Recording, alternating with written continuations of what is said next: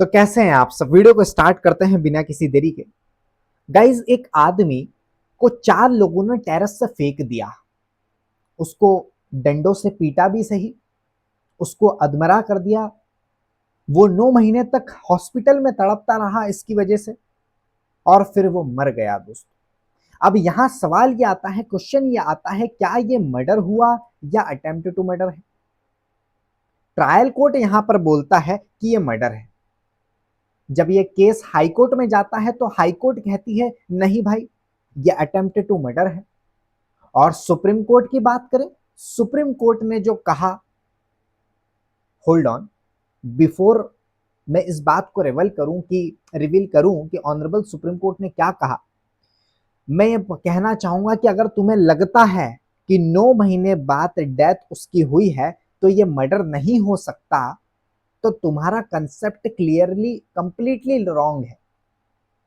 और अगर तुम्हें ये भी लगता है कि यार मेडिकल कॉम्प्लिकेशंस की वजह से डेथ हुई तो ऑटोमेटिकली अटेम्प्ट टू मर्डर हो जाता है, तो भाई you are making a big mistake in this concept. मैं तुम्हें गारंटी देता हूं, आज के बाद तुम्हारा मर्डर और अटेम्प्ट टू मर्डर का कंफ्यूजन हमेशा के लिए क्लियर हो जाएगा। क्यों? क्योंकि जो केस हम आज बताने जा रहा हूं, आपको बताने वाला हूं, वो लिटरली गेम चेंजर है। ये सिर्फ 12 सितंबर, अभी रिसेंट का ही केस है, 12 सितंबर को आया है ये जजमेंट। मतलब ब्रांड न्यू जजमेंट है। एंड 99% लॉ स्टूडेंट्स को पता ही नहीं है अभी तक क्या जजमेंट आया है। But here is the catch. सिर्फ मैं ये कहूंगा, अगर तुमने लास्ट तक ये वीडियो देख ली ना, या लास्ट तक वीडियो नहीं देखा, तो तुम्हें वो 5 इंपॉर्टेंट गाइडलाइंस तुम्हारे लिए मिस हो जाएगी जो ऑनरेबल सुप्रीम कोर्ट ने जजमेंट में दिया है। एंड ट्रस्ट मी गाइस, मैं ये आपको गाइडलाइंस, ट्रस्ट मी, मैं कह रहा हूं, ये guidelines exams, interviews and even practice में आपके लिए लाइफ सेवर बनेगी। तो रेडी रहो, क्योंकि अब मैं तुम्हें बताऊंगा कि एग्जैक्टली क्या हुआ था उस आदमी के उस रात के लिए। ठीक है, उस रात को उस आदमी के साथ क्या हुआ था, अब हम डिस्कस करते हैं। तो सबसे पहले रियल स्टोरी क्या थी बिहाइंड दिस केस, मैं ये बताना चाहूंगा आपको। सबसे पहले मैं आपको इस केस की रियल स्टोरी सुनाता हूं। तो मन में पिक्चर कीजिए, ठीक है, पिक्चर बनाइए।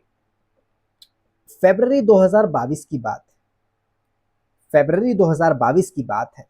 रात में छत्तीसगढ़ के एक डिस्ट्रिक्ट में, यहाँ पर लिखा है बेमेतरा डिस्ट्रिक्ट जो है, प्रोनाउंसिएशन पर मत जाना, हाँ कोई डिस्ट्रिक्ट था छत्तीसगढ़ का जो आपको दिख रहा है।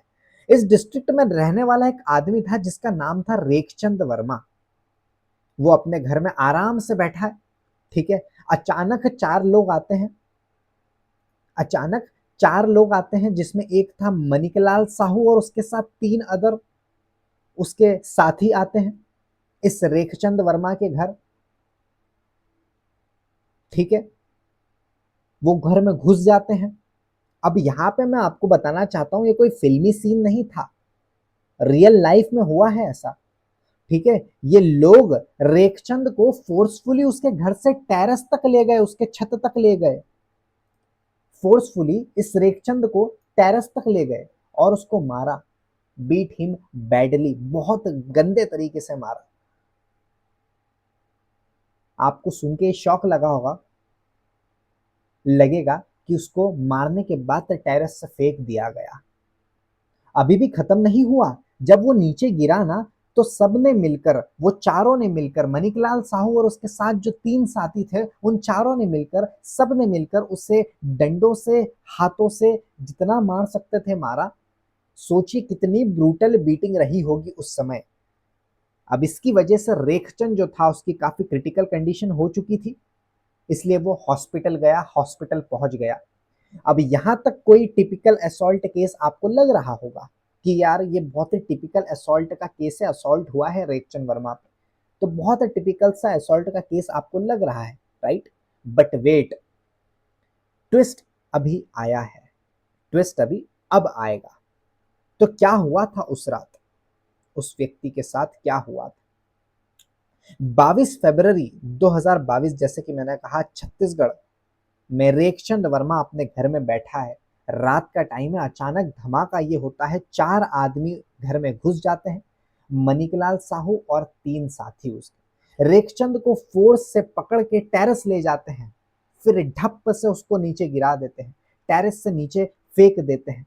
बट वेट, यहाँ खत्म नहीं हुआ। जैसे मैंने आपको कहा, जब वो नीचे गिरा, ब्लीडिंग हुई, स्क्रीमिंग हुई, सबने उसको, उन चारों ने स्टिक्स से पीट पीट कर उसे उसमें इतना खतरनाक असॉल्ट किया, ठीक है। और मैं ये वापस से आपको ये इंसिडेंट क्यों रिपीट किया हूं, इसका मतलब है आप सोचोगे यार सर आपने बता दिया पहले, वापस क्यों रिपीट कर रहे हो? बेटा मैं इसलिए कर रहा हूं, मैं ये डिटेल्स इसलिए आपको दे रहा हूं क्योंकि ये लीगली इंपॉर्टेंट है। उसको छत पर ले गए, छत पर मारा, उसको छत के मारने के बाद नीचे गिरा दिया, नीचे गिराने के बाद फेंकने के बाद भी उसको और मारा। तो ये जो मैं आपको इंसिडेंट वापस रिपीट करवाया, इसके पीछे कारण है बेटा, ये बहुत लीगली इंपॉर्टेंट है। यहीं से हमारा डिस्कस चालू होएगा, डिस्कशन, या हम कंक्लूजन पे आएंगे, ठीक है। अब जैसे कि वो हॉस्पिटल पहुंचा क्रिटिकल कंडीशन में, कौन? रेखचंद वर्मा।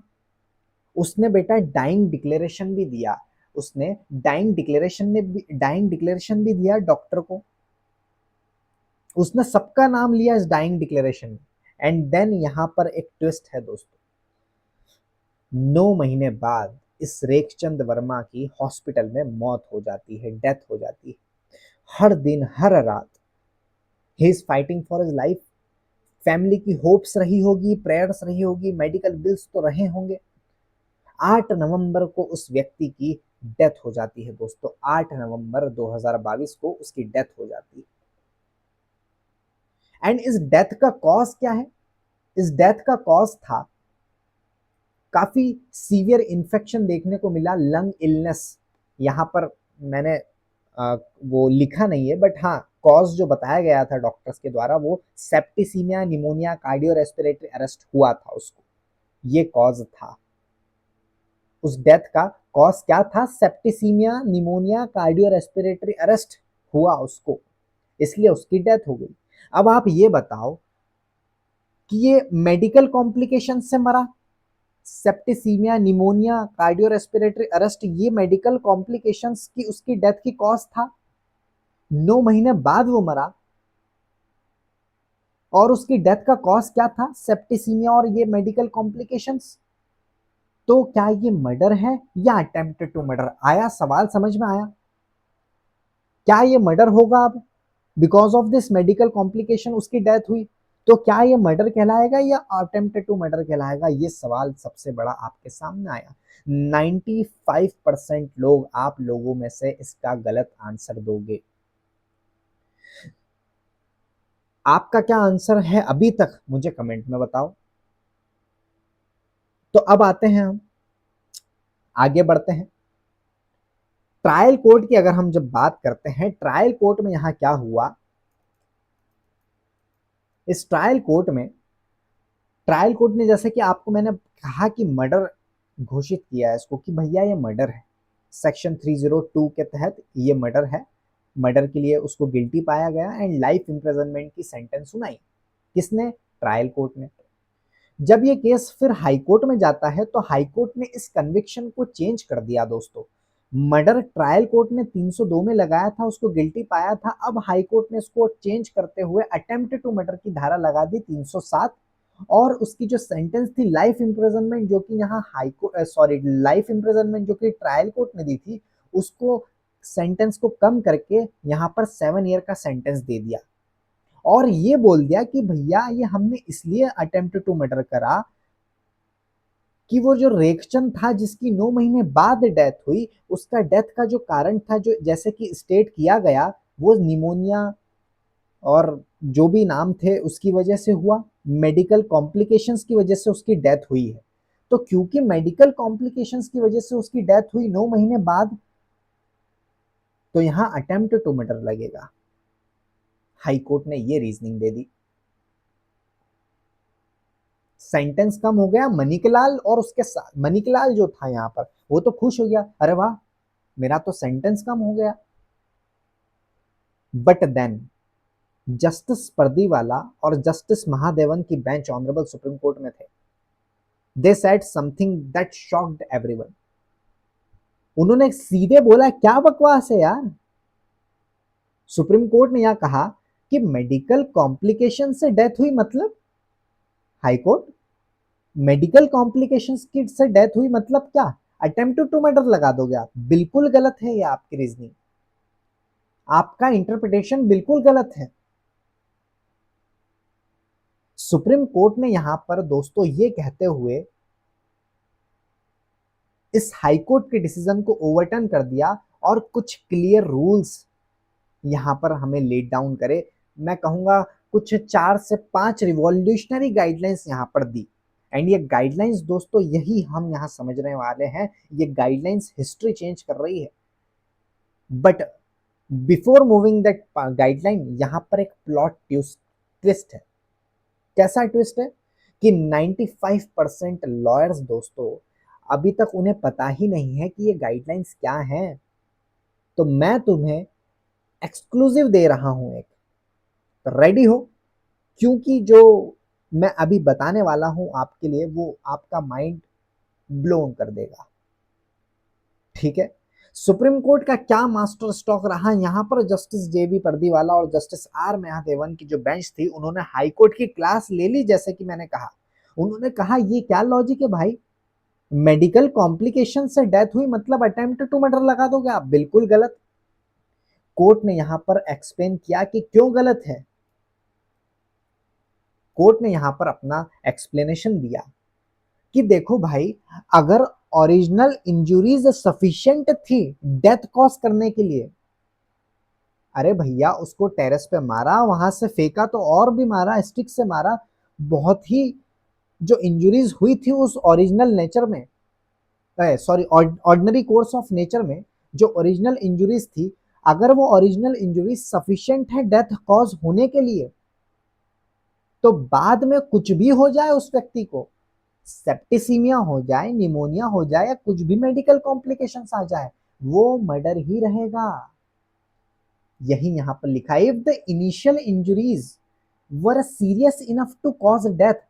अरे जो उसको इंजुरी सबसे पहले वहां पर हुई थी, ओरिजिनल इंजुरी जो इनिशियल इंजुरीज थी कि उसको मारा गया और टेरेस के बाद टेरेस पे ले जाकर उसको मारा और फेंक भी दिया, उसके बाद भी मारा ब्रूटली, तो भैया वो इनिशियल जो उसको चोटें लगी थी, इंजुरीज थी, वो काफी सीरियस थी, जैसे कि यहां देखा गया, जो डेथ का कॉज बन सकती है।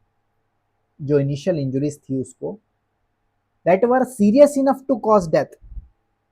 तो अगर ऐसा है, then any later complications do not change the fact that it is a murder. अब उसको बाद में किसी प्रकार के मेडिकल कॉम्प्लिकेशंस आ गए, जैसे यहाँ निमोनिया हो गया, सेप्टिसीमिया या कुछ भी आपने मेडिकल कॉम्प्लिकेशन बता दिए, so that medical later complications जो आए, that do not change the fact, वो ये इस तथ्य को चेंज नहीं करते, पलटते नहीं है कि वो मर्डर था,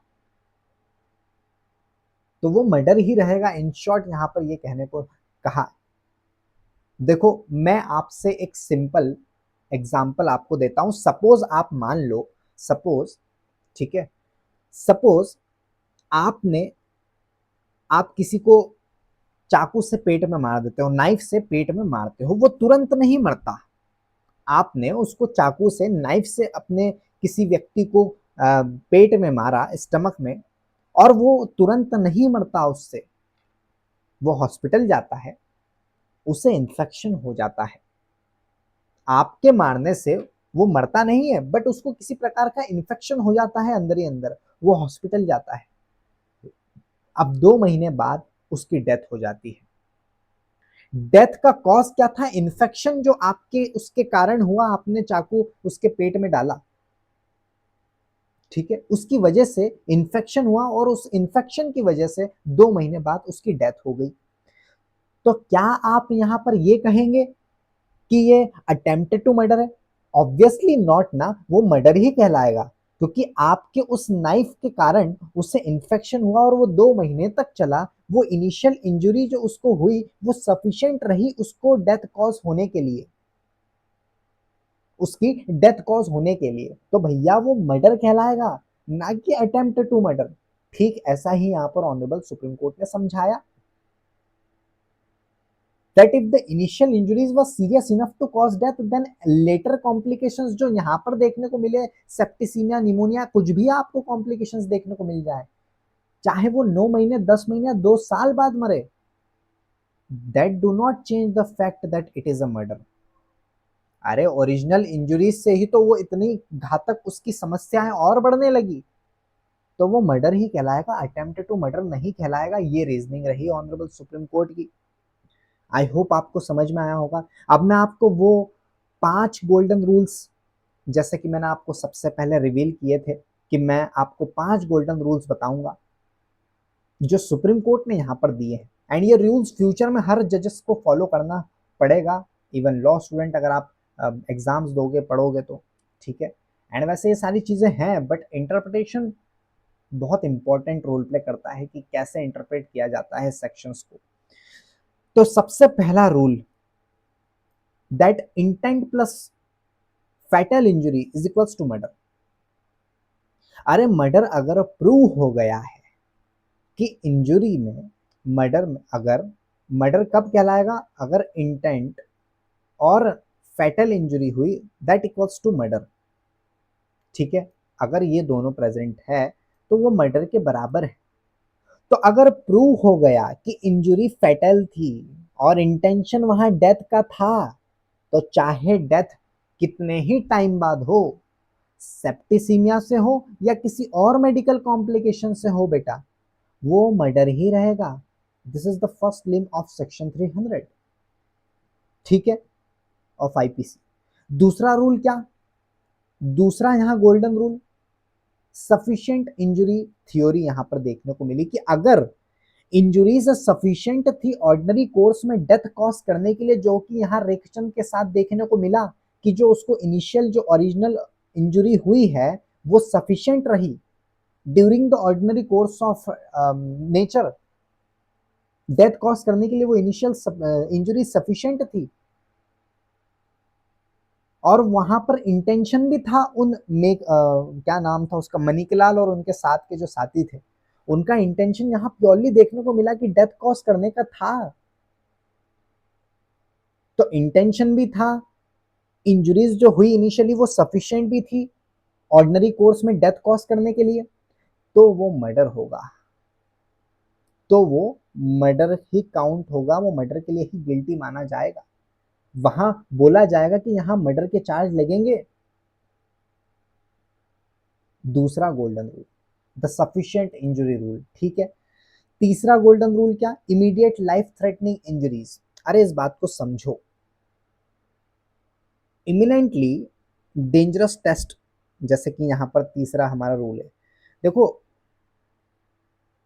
इंजुरीज जो है वो जो भी हुई, दैट आर इंस्टेंटली डेंजरस, जो इंजुरीज है if that are instantly dangerous to life, तो वो फॉल करेगा under 300 of IPC part 4 of the law, ठीक है। क्या कहा मैंने, फोर्थ लिम जो है हमारा, फोर्थ जो पार्ट है सेक्शन 300 का, वहां पर लाई करेगा। तीसरा रूल मतलब एमिनेंटली डेंजरस टेस्ट है कि इंजुरीज जो हुई उस व्यक्ति को, रेखचंद को, if it is eminently dangerous उस लाइफ के लिए, एमिनेंटली डेंजरस थी उस रेखचंद के लाइफ के लिए, तो वो फोर्थ लिम के अंडर मर्डर माना जाएगा, फोर्थ पार्ट के अंदर बोल दो, बाकी रिक्वायरमेंट्स मीट होने पे, ठीक है। ये तीसरा रूल, इन शॉर्ट वो मर्डर ही होगा। चौथा golden rule, the medical treatment myth यहां पर देखने को जैसे मिला उस पर बताया, मेडिकल ट्रीटमेंट का मिथ। देखो ये बहुत इंपॉर्टेंट है दोस्तों, कोर्ट ने यहां क्लियरली कहा कि मेडिकल ट्रीटमेंट से डेथ प्रिवेंट हो सकती थी या नहीं, ये फैक्टर बिल्कुल इररिलेवेंट है। आप सोचो that whether medical treatment could have saved the person life is irrelevant। आपका सोचना ये इररिलेवेंट है कि मेडिकल ट्रीटमेंट से उस रेखचंद की डेथ प्रिवेंट हो सकती थी या नहीं, ऐसा जो आपकी थिंकिंग है, ये जो फैक्टर, ये बिल्कुल इररिलेवेंट है। एक्सप्लेनेशन 2 ऑफ 299 ऑफ आईपीसी यही कहता है, देख लेना, ठीक है। उसके बाद पांचवा रूल, गोल्डन रूल यहां देखने को मिला, लेटर कॉम्प्लिकेशंस। अगर बाद के कॉम्प्लिकेशंस ओरिजिनल इंजरीज की वजह से आई है तो अटैकर लायबल रहेगा, चाहे डेथ डायरेक्ट इंजरीज से ना हुई। The attacker remains, the attacker, जो अटैकर यहाँ कौन था, Maneklal, remains responsible for any complication that arise from the original injuries। अरे आपने मेडिकल कॉम्प्लिकेशंस बता दिए, सेप्टिसीमिया, निमोनिया, तो वो उसका जन्म कैसे हुआ, उन कॉम्प्लिकेशंस कैसे अराइज हुए, उस ओरिजिनल इंजरी से। यार उसको आपने पहले मारा और शुरू से लेकर आखिरी तक वो उसकी बीमारियां बढ़ते गई ना, तो किससे स्टार्ट हुई, इस ओरिजिनल इंजरी से ही वो अराइज हुई। जो एनी अदर कॉम्प्लिकेशंस आए उसको, वो इस ओरिजिनल इंजरी से ही तो आए। तो भैया जो अटैकर है वो रिस्पॉन्सिबल मर्डर के लिए ही होगा।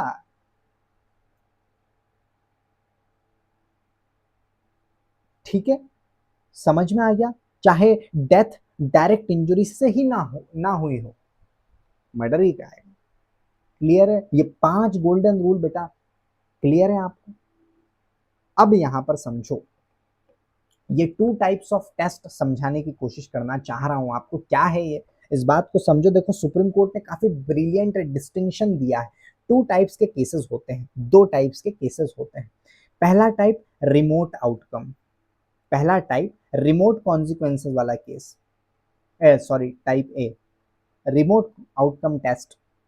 देखो बेटा, जहां कॉम्प्लिकेशंस बिल्कुल अनएक्सपेक्टेड होते हैं, इंजुरी का इम्प्रोबेबल रिजल्ट है, मतलब इंजुरी से डेथ का कनेक्शन वीक होता है, अगर यहां अटेम्प्ट टू मर्डर हो सकता है।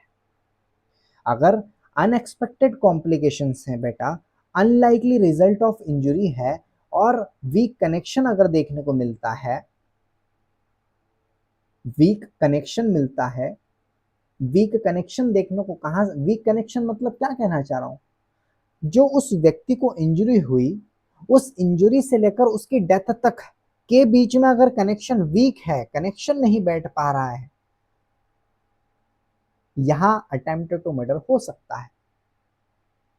कब, अगर रिमोट आउटकम टेस्ट में अनएक्सपेक्टेड कॉम्प्लिकेशंस अगर देखने को मिलते हैं या इंजरी का इम्प्रोबेबल रिजल्ट हो, जिसकी वजह से ओरिजिनल इंजरी से डेथ तक के बीच का कनेक्शन वीक हो गया, अटेम्प्ट टू मर्डर देखने को मिलेगा। ऐसे ही टाइप बी, दूसरा टाइप होता है इनएविटेबल आउटकम हो सकता है। एक तो रिमोट आउटकम हुआ कि हम यहाँ अनएक्सपेक्टेड, भाई एक्सपेक्ट था ही नहीं कि उसकी डेथ होगी, कनेक्शन बिल्ड ही नहीं हुआ, कनेक्शन बैठ ही नहीं पाया कि यार इसको इस इंजुरी से इसकी डेथ हुई है, वो कनेक्शन ब्रेक हो गया, रिमोट आउटकम आ गया यहाँ पर। दूसरा आता है इनएविटेबल आउटकम, अरे जहां कॉम्प्लिकेशन प्रैक्टिकली सर्टेन थी कि भैया इस रेखचंद को जो इंजरी हुई इसके बाद इसकी डेथ हो सकती है। जैसे फॉर एग्जाम्पल मैंने आपको कहा, डीप जो नाइफ आपने डाला किसी के पेट पे, खच्च से उसके पेट में आपने घुसेड़ा, ठीक है, तो वो जो नाइफ का वाउंड था, उस वाउंड के बाद उसको इंटरनल ब्लीडिंग्स और इन्फेक्शंस हो गए उस व्यक्ति को, जिसके भी पेट में डाला आपने वो नाइफ, तो ये मर्डर है, ये मर्डर होगा। एग्जाम्पल, अगर आपके पेट में नाइफ से कोई डीप कट करते हैं, कोई डीप कट कर दे, तो इंटरनल ऑर्गन्स डैमेज होंगे, अरे होंगे कि नहीं बताओ, डैमेज होंगे कि नहीं। आप अगर आप किसी के पेट में नाइफ से डीप कट करते हो, तो आपके इस डीप कट से इंटरनल ऑर्गन्स डैमेज हो सकते हैं उस सामने वाले के अंदर और उसकी वजह से क्या हो सकता है, इन्फेक्शन होगा, होगा कि नहीं। तो ये सब क्या है, ये प्रैक्टिकली इनएविटेबल लग रहे हैं ना, इनएविटेबल आउटकम है, अरे होगा ही सही, उसकी वजह से उसकी डेथ हो सकती है, तो भैया मर्डर काउंट करेंगे उसको। क्यों, क्योंकि यहां पर इनएविटेबल आउटकम देखने को मिल रहा है, ऑलमोस्ट सर्टेन कॉम्प्लिकेशंस हो रहे हैं उस इंजरी की वजह से, इन्फेक्शंस हुआ, इन्फेक्शंस देखने को मिले, तो काफी स्ट्रॉन्ग कनेक्शन देखने को मिल रहा है उस इनिशियल इंजरी से डेथ तक का, क्योंकि जो इनिशियल लेवल पे उस रिएक्शन को इंजरी हुई उससे हमें समझ में आता है कि इसकी डेथ का कारण इस इनिशियल इंजरी का ही है, क्योंकि उस इनिशियल इंजरी से ही उसको तमाम कॉम्प्लिकेशंस डेवलप होते गए जिसकी वजह से उसकी डेथ हो गई। तो यहां पर इस इनिशियल इंजरी से लेकर डेथ तक के बीच में कनेक्शन स्ट्रांग है, तो डेथ हुई, मर्डर कहलाएगा। ऐसे ही टाइप ए में क्या था, इनिशियल इंजरी से डेथ तक के सफर में वीक कनेक्शन हो चुका था, अनएक्सपेक्टेड कॉम्प्लिकेशंस हो गए, बट दूसरे टेस्ट में हमने देखा इनएविटेबल आउटकम्स थे, इनएविटेबल कॉम्प्लिकेशंस रहे, ऑलमोस्ट सर्टेन कॉम्प्लिकेशंस रहे। इनिशियल डेथ से लेकर इनिशियल इंजरी से डेथ के बीच में कनेक्शन स्ट्रांग बैठा तो मर्डर होगा। तो आई होप आपको अटेम्प्ट टू मर्डर और मर्डर के जो 2 टाइप्स के टेस्ट होते हैं वो आपको समझ में आए होंगे। बेटा बहुत ही डीप लेवल पे समझाने की कोशिश की है मैंने, एग्जाम्पल के साथ, चाकू वाला। दूसरा यहां पर मैं आपको काफी क्यूमुलेटिव इफेक्ट ऑफ प्रिंसिपल समझाना चाहूंगा। ये कंसेप्ट बहुत इंटरेस्टिंग है दोस्तों। ऑनरेबल सुप्रीम कोर्ट ने यहाँ कहा कि देखो कई बार क्या होता है, समटाइम्स एक इंजरी सफिशिएंट नहीं होती डेथ के लिए, समटाइम्स एक इंजरी सफिशिएंट नहीं होती है डेथ के लिए, ठीक है, लेकिन मल्टीपल इंजरीज टुगेदर सफिशिएंट होती है, हो सकती है डेथ के लिए। मैं क्या कह रहा हूं, मतलब सपोज मान लो, यहाँ पर मैंने वो प्रिंसिपल यहाँ पर लिखा नहीं है, बट आप सिर्फ समझ लो क्यूमुलेटिव इफेक्ट प्रिंसिपल क्या होता है। क्यूमुलेटिव से नाम समझ में आ रहा है। सपोज मान लो 5 इंजुरीज है किसी इंडिविजुअल को, वो 5 इंजुरीज उस इंडिविजुअल को वीक कर देती है, बट कलेक्टिवली अगर देखें हम तो it's strong enough to cause death, तो वो मर्डर है। तो ये कॉमन सेंस वाली बात है। अगर किसी को एक ही इंजरी हुई है और कल को यार 10 दिन बाद उसकी डेथ हो गई, तो ऐसा लगना चाहिए कि उस इंजरी से ही हुई है। तो एक इंजरी तो डेथ कॉज कर नहीं सकती, कोई नॉर्मल लेवल की हल्के लेवल पे हुई हो तो, बट वो हल्के लेवल की इंजरी तो हुई और उसके साथ 5 और इंजरीज हुई उसको, उसकी वजह से उसकी डेथ हुई। तो दैट, मैं क्या कह रहा हूं, कलेक्टिवली वो इंजरी एक स्ट्रांग बन गई। किस चीज के लिए strong, it's become strong enough to cause death of that individual, जिसको 5 लेवल पे कलेक्टिवली इंजरीज हो गई, तो वो मर्डर है। ये तो एक कॉमन सेंस वाली बात है। यहाँ पर एक क्यूमुलेटिव इफेक्टिव प्रिंसिपल समझाने की कोशिश कर रही मैंने आपको इस जजमेंट में, तो ये ध्यान रखना। अब आते हैं हम आगे चेन ऑफ कॉजेशन टेस्ट की भैया, द लिंक टेस्ट। जैसे कि मैं आपको बार बार रिपीट कर रहा था, इनिशियल इंजरीज से डेथ तक के बीच का लिंक कनेक्शन, उसको कहते हैं चेन ऑफ कॉजेशन टेस्ट बेटा। ये काफी लीगल कंसेप्ट, बहुत इंटरेस्टिंग है चेन ऑफ कॉजेशन का। ये क्या डिसाइड करता है, ये डिसाइड करता है ओरिजिनल एक्ट और फाइनल रिजल्ट के बीच कनेक्शन है या नहीं। अरे ये डिसाइड करता है ओरिजिनल एक्ट जो हुआ रिएक्शन के साथ और फाइनल रिजल्ट जो आया उस रिएक्शन का जो कि था डेथ होना, इसके बीच कनेक्शन है या नहीं, इसके बीच कनेक्शन है या नहीं। इस कनेक्शन को देखना डिसाइड करता है ये कनेक्शन ही कि अटेम्प्ट टू मर्डर लगेगा कि मर्डर लगेगा। जैसे कि आपको मैं पहले ही बता रहा हूँ, टेस्ट जो मैंने आपको 2 बताई, तो वही रिपीट कर रहा हूँ, वो टेस्ट को चेन ऑफ कॉजेशन बोला जाता है। अगर अनब्रोकन चेन की बात करूं, लाइक इंजुरीज से डायरेक्ट कॉन्सिक्वेंसेस नेचुरल देखने को मिले, लाइक नेचुरल प्रोग्रेशन से उसकी डेथ हुई, तो मर्डर होगा। क्यों? क्योंकि अनब्रोकन चेन रही। तो अनब्रोकन चेन मतलब कनेक्शन बीच में नहीं अगर टूटा, इनिशियल इंजरीज से लेकर डेथ तक के बीच में चेन जो थी वो ब्रोक नहीं हुई, अनब्रोकन चेन रही, तो मर्डर कहलाएगा, क्योंकि हम यही मानेंगे कि उस शुरू की इंजरीज से ही उसकी डेथ हुई है। बट अगर चेन ब्रोक हो जाती है तो पॉसिबली वहां अटेम्प्ट टू मर्डर का चार्ज लगता है। रियल एग्जांपल, अगर आप किसी को मारते हैं, आप किसी को मान लो अगर मारते हैं, उसको फ्रैक्चर हो जाता है आपके मारने से, फ्रैक्चर हील हो जाता है, सुधर जाता है धीरे धीरे, बिल्कुल सुधरता ही है। 6 महीने बाद सडनली उस व्यक्ति को जिसको आपने मारा, जिसको फ्रैक्चर हुआ था, वो सुधर भी गया था, फ्रैक्चर हील भी हो चुका था, बट सडनली 6 महीने बाद बुरी खबर आ जाती है कि उसको हार्ट अटैक से उसकी डेथ हो गई व्यक्ति। तो यहां चेन ब्रोक हुई थी कि नहीं? चेन ब्रेक हुई थी। आपने उसको मारा था इस तरह कि उसका हाथ फ्रैक्चर हो गया था, मान लो वो ठीक भी हो गया था, बट सडनली 9 या कुछ महीने बाद उसको हार्ट अटैक आ गया। तो आपकी इनिशियल इंजरी और उसकी डेथ के बीच में कनेक्शन तो ऑलरेडी, चेन तो ऑलरेडी ब्रोक हो चुकी थी, वो फ्रैक्चर हील हो गया था। अब सडनली कुछ दिनों बाद, कुछ महीने बाद वो तो हार्ट अटैक से मर गया, तो कोई कनेक्शन यहाँ पर चेन ऑफ कॉजेशन जो टेस्ट किया गया, वो चेन जो थी वो ब्रोक हो गई। Because of that broken chain possibly वहां अटेम्प्ट टू मर्डर लगता है। एग्जाम्पल फिट नहीं बैठ रहा होगा, बट मैं आपको समझाने की कोशिश कर रहा हूं। बट अगर मान लो फ्रैक्चर जो हुआ आपके मारने से उसको, उससे अगर उसको किसी प्रकार का इन्फेक्शन हो जाता और उस इन्फेक्शन से उसकी डेथ हो जाती, तो आपकी इनिशियल इंजरी जो कॉज की गई आपके द्वारा, जो की थी फ्रैक्चर, उस फ्रैक्चर से, आपके फ्रैक्चर करने से उसको इन्फेक्शन हुआ और इन्फेक्शन से उसकी डेथ हो चुकी, बीच में कनेक्शन बिल्ड हो गया, चेन ब्रोक नहीं हुई, तो वो मर्डर होगा। तो broken chain, unbroken chain, chain of causation test, initial act, natural progression, final outcome अगर डेथ निकलता है, ये आपको पूरा कंसेप्ट समझ में आया बेटा? बहुत इंपॉर्टेंट कंसेप्ट था। आगे बढ़ते हैं। देखो हाई कोर्ट की गलती यहां पर क्या रही? सुप्रीम कोर्ट ने हाई कोर्ट को सीरियसली क्रिटिसाइज किया था ना, इसलिए क्रिटिसाइज किया, क्यों बोला कि आप जो बोल रहे हो गलत है? सीरियसली क्रिटिसाइज इसीलिए किया, जस्टिस पर्दीवाला जैसे यहाँ थे, इन्होंने क्लियर वर्ड्स में कहा, जस्टिस पर्दीवाला जो यहाँ थे, उन्होंने क्लियर वर्ड्स में कहा कि हम सरप्राइज्ड हैं, हम सरप्राइज्ड है कि हाई कोर्ट ने कैसे ये फाइंडिंग्स दी कि इम्प्रॉपर ट्रीटमेंट से उसकी डेथ हुई। कोर्ट ने पॉइंट आउट किया कि यहाँ देखा हमने कोई एविडेंस नहीं था इम्प्रॉपर ट्रीटमेंट का, डिफेंस ने क्रॉस एग्जामिनेशन में ये पॉइंट रेज नहीं किया था। साथ ही सेक्शन 299 का एक्सप्लेनेशन 2 के हिसाब से ये फैक्टर इररिलेवेंट है जो आपने लगाया। तो ये बहुत इंपॉर्टेंट लेसन है दोस्तों, बहुत इंपॉर्टेंट लेसन है। वो क्या है इंपॉर्टेंट लेसन?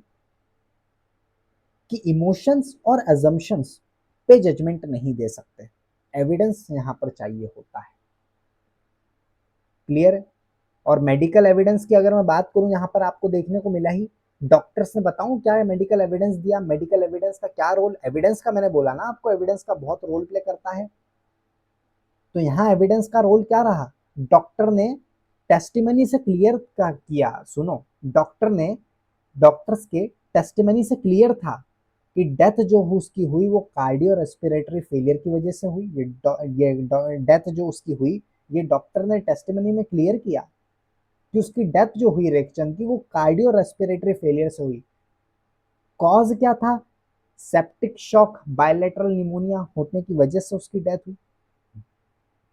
रूट कॉज क्या बताया डॉक्टर ने टेस्टिमनी में? Original injuries from assault. बस यहां पकड़ा गया मर्डर। रूट कॉज डॉक्टर ने बोल दिया, टेस्टिमनी से ये क्लियर हुआ कि उसका रूट कॉज क्या रहा मरने का? वो ओरिजिनल इंजुरीज जो उसको हुई वही। तो कनेक्शन क्या रहा? कनेक्शन क्या रहा यहाँ पर? डायरेक्ट और इनएविटेबल कनेक्शन रहा ना बेटा। उसकी रेक्चन की इंजरीज से डेथ तक का डायरेक्ट कनेक्शन हुआ, इनएविटेबल कनेक्शन हुआ, इसकी वजह से वो मर्डर कहलाएगा। तो सुप्रीम कोर्ट ने कहा देखो हम मेडिकल एविडेंस क्लियर करते हैं, यहाँ पर मेडिकल एविडेंस यहाँ पर क्लियर कर रहे हैं बेटा कि डेथ ओरिजिनल इंजरीज का नेचुरल कॉन्सिक्वेंसेस थी, इसलिए 9 महीने बाद का टाइम जो यहाँ पर देखने को मिला वो इररिलेवेंट हो गया गैप। जो 9 महीने का गैप रहा, जिस पर इतनी चर्चा और इतने आर्ग्यूमेंट्स हो गए, ये 9 महीने का गैप इररिलेवेंट हो जाता है because of that inevitable outcome. Clear है बेटा? आई होप आपको समझ में आ रहा होगा यार। अब मैं आज को आपको प्रैक्टिकल एप्लीकेशंस बता देता हूँ, ठीक है? प्रैक्टिकल एप्लीकेशंस देखो, मेरे वीडियो पर आओगे तो मैं आपको परखच्चे उड़ा दूंगा पूरे वीडियो के, पूरे कंसेप्ट के, ठीक है? अगर देसी भाषा में बोलूँ तो पोस्टमार्टम कर देंगे हम, एक एक चीज आपको समझाने की कोशिश करता हूँ मैं। अब आप चाहे 2x की स्पीड में देखो या 1x स्पीड देखो, मेरे को वो मैटर मेरे लिए नहीं करता। मेरे लिए मैटर करता है कि अगर आप मेरी वीडियो पे आए हो तो एक एक चीज बता बता के आपको छोड़ू मैं। तो अब मैं आपको रियल लाइफ सिनेरियोज देता हूँ। मान लो सिनेरियो 1 रोड रेज इंसिडेंट का। रोड रेज में मान लो ए ने बी को सीरियसली हर्ट किया, बी हॉस्पिटल गया, बी हॉस्पिटल में गया, कॉम्प्लिकेशंस डेवलप हुए उसकी वजह से, सीरियसली जो हर्ट हुआ उसको रोड रेज में ए के द्वारा बी को हुआ, उसकी वजह से बी हॉस्पिटल में, कॉम्प्लिकेशंस डेवलप हुई। 3 महीने बाद वो उस कॉम्प्लिकेशंस के आने के बाद वो 3 महीने बाद मर जाता है, उसकी डेथ हो जाती है। तो यहाँ पर क्या हुआ, ओरिजिनल इंजरी और डेथ, चेन ऑफ कॉजेशन, जैसे कि मैंने आपको बताया चेन ऑफ कॉजेशन इंटैक्ट है, बीच में चेन ब्रोक नहीं हुई, तो वो मर्डर है। रोड रेज इंसिडेंट का एग्जांपल मैंने जैसे बोला, a victim dies from complication 3 months after a severe injury sustained in a road rage incident. समझे? So if the initial injury directly lead to death it considered as murder. Clear है? दूसरा एक और practical examination में आपको बताता हूँ, इसका हील्ड इंजरी सिनेरियो। एक फाइट में दोस्तों, एक फाइट में माइनर इंजरी हुई, एक फाइट में माइनर इंजरी होती है, होती रहती है माइनर इंजरी, तो लड़े झगड़े हो जाते हैं, छोटी सी इंजरी हो जाती है, वो कंप्लीटली सही भी हो जाती है, हील हो गई। 6 महीने बाद क्या होता है, जिसको इंजरी हुई थी 6 महीने बाद अनरिलेटेड मेडिकल इश्यूज से उसकी डेथ हो जाती है। तो यहाँ क्या होगा, चेन ब्रोक हो गई, अरे ब्रोक हुई कि नहीं, तो क्या लगेगा, अटेम्प्ट टू मर्डर लग सकता है possibly. If minor injury heals completely 6 month later, वो पर्सन जो था it dies from an unrelated health issue, अलग कोई हेल्थ इशू की वजह से, जो कि इस माइनर इंजरी से वो रिलेट ही नहीं करता था, इसलिए बोल रहा हूँ अनरिलेटेड हेल्थ इशू के कारण उसकी डेथ हो जाती है, person dies. So in this case, the original act would likely be considered attempted murder, but murder नहीं कहलाएगा वो। क्यों? Because the causation chain was broken बेटा। कॉजेशन चेन का जो टेस्ट मैंने आपको पहले समझाया क्या होता है, वो चेन ब्रोक हो गई। दैट्स वाई यहाँ पर कंसीडर किया जा सकता है as per two case attempt to murder लग सकता है। मैं एग्जांपल दे रहा हूँ बस आपको, ठीक है। तीसरा प्रैक्टिकल एप्लीकेशंस देखने को अगर मैं बताऊं आपको, तो medical violence, sorry domestic violence का केस। Domestic violence, wife seriously injured हो गई, हॉस्पिटल में प्रॉपर ट्रीटमेंट मिली उसको, बट नेचुरल कॉम्प्लिकेशन से उसकी डेथ हो गई, तो भैया मर्डर है। A spouse suffers serious injuries due to domestic violence and बाद में वो मर जाती है फ्रॉम रिलेटेड कॉम्प्लिकेशंस जो इससे हुए, इसकी वजह से इससे रिलेटेड कॉम्प्लिकेशंस आए, even after receiving good medical treatment, but उसकी डेथ हो जाती है, तो बेटा if the injuries cause the death it's murder. मैंने पहले भी कहा आपको, मेडिकल ट्रीटमेंट उसको अच्छा मिला या नहीं मिला वो इररिलेवेंट है, उसकी डेथ हो गई, मर्डर। और चेन ब्रोक नहीं हो, मर्डर। क्लियर है? ये प्रैक्टिकल एप्लीकेशंस करके बताने चाहा मैंने आपको। अब अगर आप एक डिफेंस लॉयर के लिए मैं अगर कुछ टिप्स देना चाहूँ, ठीक है, अगर आप एक डिफेंस लॉयर है, ठीक है, मैं सारी चीज़ कवर करूँगा। अगर आप डिफेंस लॉयर है, उनके लिए आपको टिप्स देना चाहूँगा। अगर आप डिफेंस कर रहे हो, इस केस को अगर आप मान लो डिफेंस करोगे, तो ये पॉइंट्स आपको प्रूव करने होंगे। इस केस से हमें, इस पूरे जजमेंट से मैंने आपको यही समझाना चाहा। अगर आप डिफेंस कर रहे होंगे तो ये पॉइंट्स आपको प्रूव करने होंगे, क्या?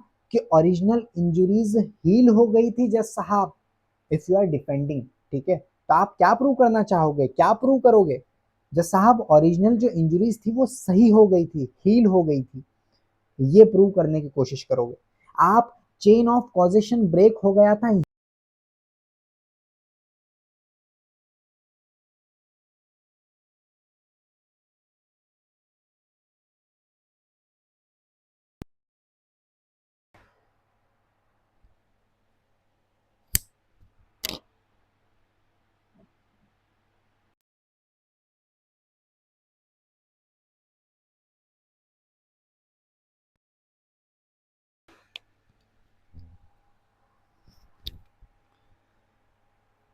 ठीक है, उसकी बैटरी लो गई थी।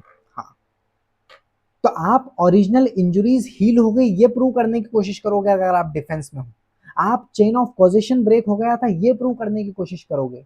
आप ये प्रूव करने की कोशिश करोगे कि भैया जो उसकी डेथ थी वो अनएक्सपेक्टेड कॉम्प्लिकेशन से हुई, ओरिजिनल इंजरीज से नहीं हुई।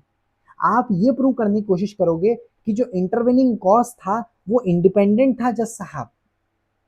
बट रिमेंबर, ये सब अगर आप प्रूव करोगे तो बर्डन ऑफ प्रूफ बहुत हाई होगा आप पर। इसलिए तो डिफेंस लॉयर की देखो आप सैलरी कितनी खतरनाक होती है, क्लाइंट से कितना पैसा लेते हैं, बहुत मुश्किल होता है ये प्रूव करना। डिफेंस लॉयर इज समथिंग, इसलिए इनकी फीस इतनी हाई होती है क्योंकि बर्डन ऑफ प्रूफ यहाँ पर बहुत हाई होता है। अच्छा, आप अगर प्रोसिक्यूशन की साइड से हो तो प्रोसिक्यूशन के लिए स्ट्रेटेजी क्या होगी? आप अगर प्रोसिक्यूशन की साइड हो तो क्या एस्टेब्लिश करना होगा आपको? आप क्या एस्टेब्लिश करोगे? आप एस्टेब्लिश करोगे कि इंजरीज जज साहब सफिशिएंट थी ऑर्डिनरी कोर्स में डेथ के लिए। ठीक है, मैं ये फॉर लॉयर्स के लिए बात कर रहा हूँ, बहुत इंपॉर्टेंट बता रहा हूँ बेटा। आप ये प्रूव करने की कोशिश करोगे कि जो इंजरीज हुई वो सफिशिएंट थी ऑर्डिनरी कोर्स में डेथ के लिए, तो गिल्टी ठहराया जाए, मर्डर है जज साहब। If you are prosecution side, prosecution के लिए स्ट्रेटेजी बता रहा हूँ। दूसरा, नेचुरल प्रोग्रेशन था, इंजरीज से डेथ नहीं हुई उसकी, नेचुरली उसकी डेथ दूसरी वजह से होगी, ये प्रूव करने की कोशिश करो। मेडिकल कॉम्प्लिकेशन इनएविटेबल कॉन्सिक्वेंसेस थे,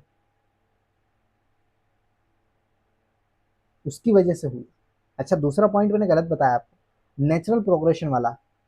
पहला तो आप ये प्रूव करना चाहोगे, बताने एस्टेब्लिश करना चाहोगे कि इंजरी सफिशिएंट थी जज साहब ऑर्डिनरी कोर्स में डेथ के लिए, तो मर्डर लगेगा। दूसरा, आप ये एस्टेब्लिश करना चाहोगे, आपको ये करना होगा कि नेचुरल प्रोग्रेशन था इंजरी से डेथ तक, नेचुरली उस इंजरी की वजह से ही उसकी डेथ हुई, ये दूसरा पॉइंट एस्टेब्लिश करना चाहोगे, करना होगा। तीसरा एस्टेब्लिशमेंट क्या करना होगा? मेडिकल कॉम्प्लिकेशंस इनएविटेबल कॉन्सिक्वेंसेस से हुए भैया। चौथा, चेन अनब्रोकन थी जज साहब। तो ये जजमेंट प्रोसिक्यूशन के लिए तो ब्लेसिंग है, समझ में आ गया? कॉन्स्टिट्यूशनल पर्सपेक्टिव अगर मैं आपके साथ शेयर करूं तो ठीक है, वीडियो बहुत लंबी हो जाएगी। आर्टिकल 21 का मैं यहाँ पर आपके साथ जिक्र करना चाह रहा था, लेकिन छोड़िए इसको, क्योंकि देखो क्या है ना, बता देता हूँ एक लाइन में। आर्टिकल 20 राइट टू लाइफ के पर्सपेक्टिव से भी बहुत इंपॉर्टेंट बात मैं आपके साथ शेयर करना चाह रहा हूँ। सुप्रीम कोर्ट ने भी इंश्योर किया कि क्रिमिनल्स को इजी स्केप रूट ना मिले टेक्निकलिटीज यूज करके। अब टेक्निकलिटीज यूज करके हाई कोर्ट ने उसको स्केप कर दिया, उसको छोड़ दिया, उसको मतलब सेंटेंस कम करी। साथ ही फेयर ट्रायल का प्रिंसिपल भी मेंटेन किया, क्लियर गाइडलाइंस दिए कि कब अटेम्प्ट टू मर्डर होगा, कब अटेम्प्ट टू मर्डर की प्ली एक्सेप्ट होगी, कब मर्डर की होगी। ये कॉन्स्टिट्यूशनल पर्सपेक्टिव मैंने समझाना चाहा आपको जस्टिस सिस्टम के लिए। तो भैया, पर्सनली मैं ये फील करता हूँ कि ये जो जजमेंट है ये एक विक्ट्री है। कई बार टेक्निकलिटीज के चक्कर में रियल कल्प्रिट्स जो होते हैं वो बच जाते हैं। अब क्लियर रोड मैप मिल गया because of that guideline, but साथ में फेयरनेस भी मेंटेन करनी होगी कोर्ट को। ठीक है, फॉल्स केसेस के लिए भी प्रोटेक्शन दिया है यहाँ पर थ्रू प्रॉपर टेस्ट, जैसे कि देखने को मिला। So for law student, focus on understanding core concept, not just memorising. तो यहाँ पर ही मैं आपको मेरा कोर्स पिच करूंगा। देखो, देखा आपने सेक्शन को कैसे इंटरप्रेट करते करते हुए यहाँ पर ये 5 गोल्डन रूल्स दिए, सेक्शंस को इंटरप्रेट करके ही तो किया। सेक्शन 300 में ऐसी बात की है, जज ने इंटरप्रेट करके रूल बताया। 299 में ये दे रखा है, फला फला सेक्शंस में ये इंटरप्रिटेशन दे रखे हैं। तो सेक्शन का इंटरप्रिटेशन कैसे करके जजमेंट दिया गया, आप समझो। एज अ लॉ स्टूडेंट भैया, अगर आप लॉ स्टूडेंट हो तो bare act is a must, is a very, मैं कहूँगा आपके लिए गोल्ड माइन होती है बैरेक्ट। उसको आप कभी इग्नोर कर ही नहीं सकते। But as a fresh law student, जब आप नए नए आते हो, या भैया मैंने तो सीनियर्स उनको भी देखा, उनको बैरेक्ट पढ़ना रीड करना ही नहीं आती है, कैसे इंटरप्रेट किया जाता है सेक्शन को, प्रियम्बल क्या होता है, शॉर्ट टाइटल क्या होता है, लॉन्ग टाइटल क्या होता है, उनको ये पता ही नहीं होता है। सेक्शन को कैसे पढ़ते हैं, सेक्शन क्या होता है, सब सेक्शन क्या होता है, क्लॉजेस क्या होते हैं। और इसी गैप को फिल करने के लिए मैंने मेरा बैरेक्ट मास्टरी कोर्स बनाया है, जो मैं आपके साथ शेयर करना चाहता हूँ। इफ़ यू आर इंटरेस्टेड तो भैया ज़रूर लीजिए। इसमें मैंने पूरा बताया है, इंट्रोडक्शन क्या होता है बैरेक्ट, बैरेक्ट्स कैसे बनती है, पूरा लेजिस्लेटिव समझाने की कोशिश करी है। फिर उसके बाद मॉड्यूल 3 में मैं पूरी एनाटॉमी समझाई है, बैरेक्ट की पूरा लेआउट ब्रेकडाउन किया है। Long title, short title, preamble, chapters, marginal notes, footnotes देख लो, आपको दिख रहा होगा स्क्रीन पर, ये सब समझाने की कोशिश की है। पूरा स्ट्रक्चर समझाया है लीगल प्रोविजन के साथ, कि सेक्शन क्या होता है, सब सेक्शन क्या होता है, फॉर्मेट क्या होता है लीगल रीडिंग का, सेक्शन आर्टिकल में डिफरेंस क्या होते हैं। फिर लीगल लैंग्वेज थोड़ी समझानी चाहिए मैंने, लीगल वर्ड्स कुछ समझाने चाहे हैं आपको यहाँ पर। इंटरप्रिटेशन ऑफ स्टैट्यूट समझाया, कोर रूल क्या होता है, literal, golden, mischief, harmonious, internal aids, external aids, interpretation rules क्या होते हैं। प्रैक्टिकल डायरेक्ट रीडिंग टेक्निक्स थोड़ी समझाने की कोशिश की है मैंने आपको यहाँ पर। और फिर साथ में कुछ मेजर लॉस को उठाकर भी मैंने डायरेक्ट स्ट्रेटेजीज बताई है कैसे पढ़ना है। जुडिशरी एंड एग्जाम ओरिएंटेड भी डायरेक्ट के बारे में बताया गया है। लीगल प्रैक्टिस अगर आप आने वाले समय में करोगे तो how lawyers actually use direct in court rooms, ये भी समझाने की कोशिश की है। एंड लास्टली डिजिटल टूल्स भी मैंने आपको शेयर करना चाहे हैं यहाँ पर, और साथ में बोनस मटेरियल तो रहेगा ही सही। तो काफी मैंने क्यों मास्टरी कोर्स बोला यहाँ पर, मैंने यहाँ पर लिख दिया, read like lawyer, interpret like जज। जिस तरीके से यहाँ पर इन जज साहबों ने यहाँ पर इंटरप्रेट किया, तो समझो बैरक की सेक्शन जो प्रोविजंस होते हैं कितनी इंपॉर्टेंस, और वही आप मिस करते हो, आप कमेंट्रीज पे पहुंच जाते हो जो किसी फला फला व्यक्ति के द्वारा पब्लिश की गई, उसको समझते हो क्योंकि वो बहुत वास्ट होती है, स्टेप वाइज लिखा रहता है और बैरेक्ट आपको समझ नहीं आती। तो भैया इसी गैप को फिल करने के लिए हमने बैरेक्ट मास्टरी कोर्स बनाया है। इफ इन केस आप इंटरेस्टेड हो तो भैया लिंक डिस्क्रिप्शन में है, जाके उसको परचेस करो। और चलिए मिलते हैं उस बैरेक्ट के पेड कोर्स में। ठीक है, तो ये मैंने अपना थोड़ा कोर्स समझाना चाहा आपको क्या था। अब मैं इस वीडियो को क्लोज करता हूँ। ठीक है, टाइम गैप यहाँ पर इररिलेवेंट रहा इस जजमेंट में दोस्तों। Time gap irrelevant, connection important है, ये हमने समझने की कोशिश करी। वो जो 9 महीने बाद वो मरा, वो 9 महीने का जो टाइम गैप है वो इररिलेवेंट होएगा, कनेक्शन है कि नहीं ये इंपॉर्टेंट है, ये हमने समझना समझना चाहा ना इस जजमेंट में। Medical complication don't reduce culpability, ये भी हमने एक समझने की कोशिश करी कि चाहे कुछ भी हो जाए, मेडिकल कॉम्प्लिकेशन ओरिजिनल इंजरीज से अगर कनेक्शन बैठ रहा है उसकी डेथ से लेकर डेथ तक, मर्डर है, medical complication don't reduce culpability, original injury sufficient decisive factor होता है, ये हमने समझना चाहा। Chain of causation test critical होती है, ये हमने समझना चाहा। Evidence based decisions not assumption decision देखने को मिलेंगे, जैसे कि मेडिकल रोल, मेडिकल डॉक्टर द्वारा एविडेंस देखने को मिला तो उस पर जजमेंट ने एविडेंस बेस्ड डिसीजन दिया है यहाँ पर, ना कि अजम्पशन बनाकर। ठीक है, तो भैया एट लास्ट यही कहूँगा that for law student focus on understanding core concept, not just memorizing, learn to apply them in real world. For lawyers, refine your legal strategies, give special importance to medical evidence in your arguments. For lawyers भैया बहुत important बात लिखी है 3 line में। And for the justice, establish clear guidelines, eliminate ways for technicalities to be used as loopholes. The time gap is not important, the connection between events is crucial.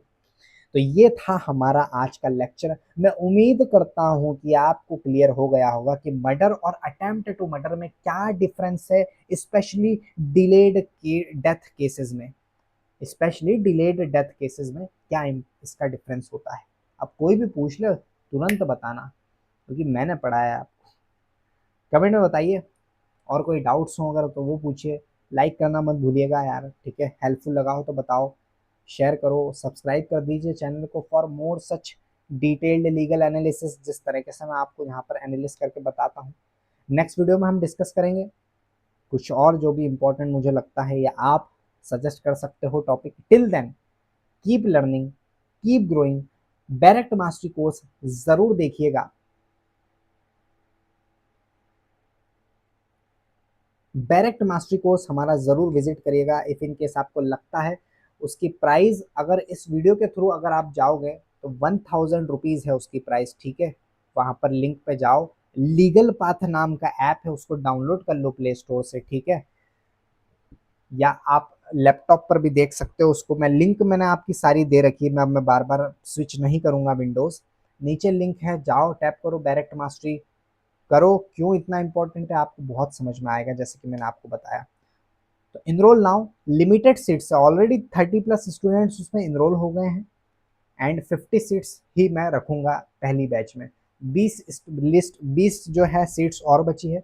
Grab your seat now, क्योंकि 1,000 का अभी price रखा है, बाद में ये मुझे पता है ना, वो जो मैंने कोर्स बनाया काफ़ी स्किल बेस्ड कोर्स है, बहुत मैंने मेहनत करके बनाया, उसकी प्राइस में इतनी कम नहीं रखने वाला हूँ। आने वाला समय में बढ़ाऊंगा और बहुत डिमांड होगी वो। इंडिया में आप देखो बैरेक्ट के को लाइन बाय कोई नहीं बताएगा उसकी इंपॉर्टेंस। बैरेक्ट में कोई मास्टर नहीं करवा रहा है आपको, मैं करवा रहा हूँ। ठीक है, ये कोर्स आपको दूसरी जगह नहीं मिलेगा इतने कम प्राइस में, ना मिलेगा ही नहीं। इसलिए जाओ परचेस करो, एनरोल करो, मिलते हैं। तब तक के लिए धन्यवाद, मिलते हैं नेक्स्ट वीडियो में। जय हिंद, जय भारत दोस्तों।